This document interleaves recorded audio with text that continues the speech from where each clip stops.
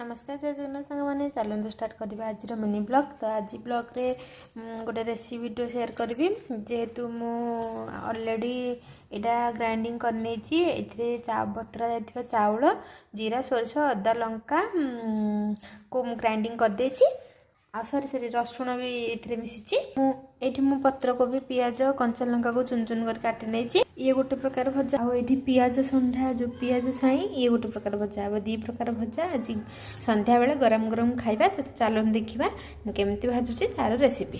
टे लुण पकई नेली हल्दी गुंड आ कि मसला गुंड ये बर्तमान मुझे पकई यहाँ हूँ पियाज साई पिठो बरा ये सब गोली नहीं तावारे किसी तेल देकरी एमती पूरा पतला कर पकई ने गोटे साइड हो गला भाव गोटे साइड पकई ने यही कोबी को भाजी ने चलते खाइबा।